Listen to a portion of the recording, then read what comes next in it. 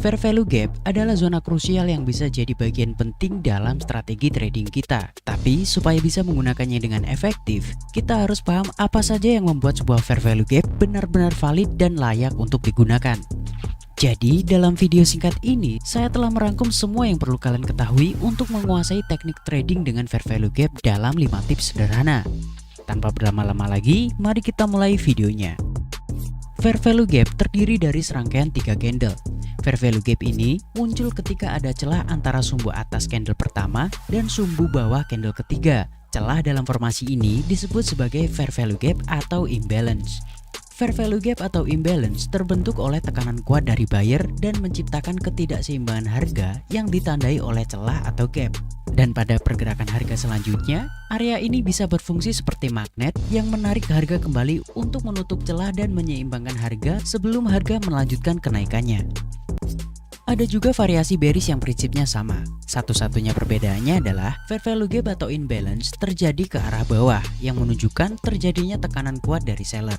Sehingga area ini berfungsi sebagai zona di mana harga cenderung tertarik kembali untuk mengisi celah yang telah terbentuk sebelum akhirnya kembali melanjutkan pergerakan turun. Setelah kalian memahami konsep dasar fair value gap, mari kita mulai dengan tip yang pertama. Hanya gunakan fair value gap yang sesuai dengan arah pergerakan harga saat ini. Dalam pergerakan uptrend, agar tren tetap valid, harga harus terus menciptakan higher high baru. Tapi setelah high baru terbentuk, biasanya akan terjadi retracement atau koreksi ke bawah.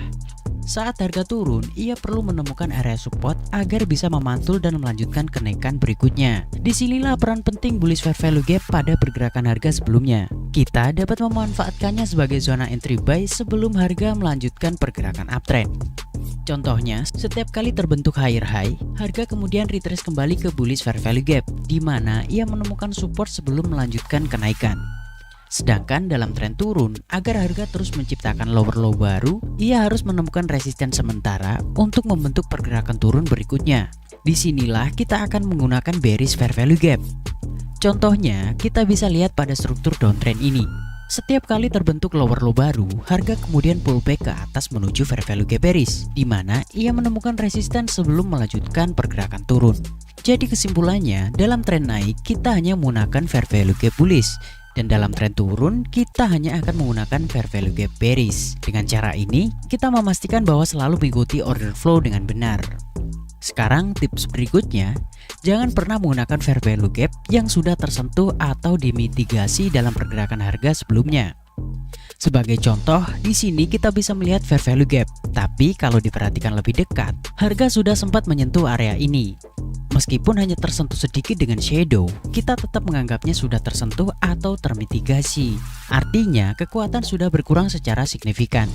Tapi perlu diingat, ini bukan berarti fair value gap yang termitigasi tersebut pasti gagal jika harga kembali untuk kedua kalinya.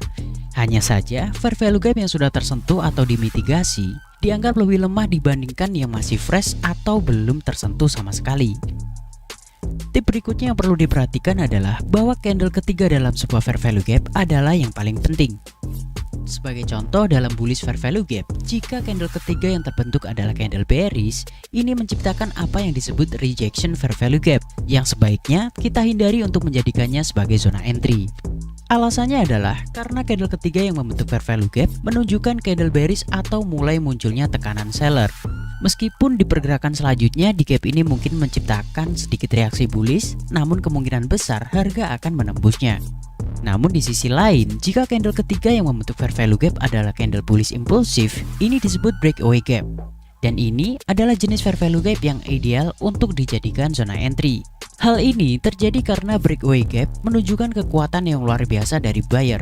Jenis gap ini biasanya membutuhkan waktu yang lebih lama untuk tersentuh kembali, tetapi cenderung menjadi area support yang kuat untuk pergerakan harga berikutnya. Tips berikutnya adalah menggunakan fair value gap yang terbentuk di area diskon. Sebagai contoh, di sini kita melihat pergerakan bullish yang kuat. Ketika kita menandai area fair value gap, ada beberapa fair value gap yang terbentuk. Jadi pertanyaannya, fair value gap mana yang sebaiknya kita gunakan untuk entry? Jika seperti ini, hal pertama yang kita harus lakukan adalah menandai level tertinggi dan terendah dari pergerakan tersebut. Lalu, tambahkan garis tengah. Hal ini akan memberikan kita gambaran tentang premium dan diskon dalam rentang harga. Sederhananya, jika kita mencari peluang buy, fair value gap yang berada di area diskon inilah yang sebaiknya kita gunakan untuk entry. Karena fair value gap yang ditemukan di area diskon akan punya probabilitas lebih tinggi. Hal yang sama berlaku untuk fair value gap bearish. Perbedaannya terletak pada kita harus memilih fair value gap yang terbentuk di area premium.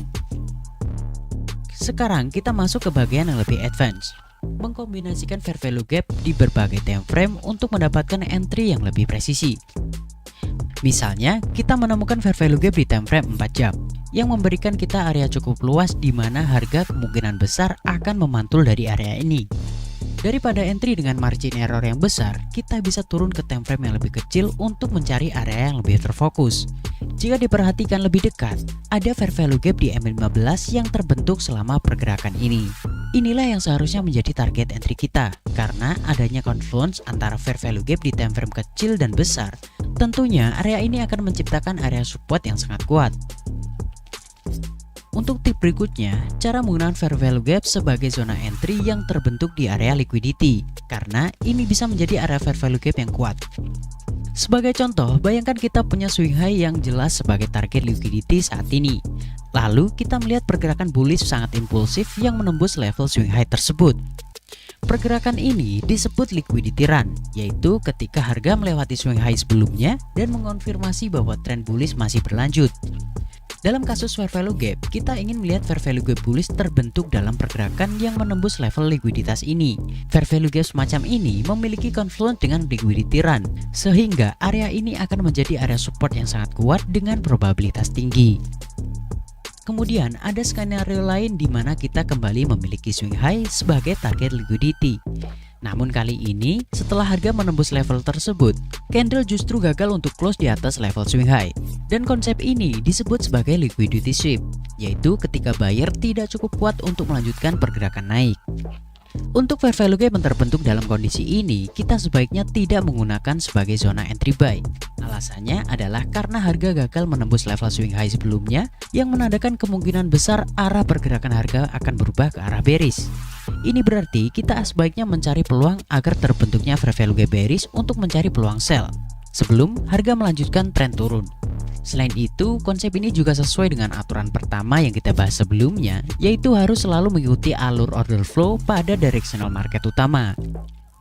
Sekian untuk video kali ini. Jika kalian merasa video ini bermanfaat, jangan lupa tinggalkan like. Jangan ragu juga untuk menulis di kolom komentar materi apa saja yang ingin kita bahas di video selanjutnya.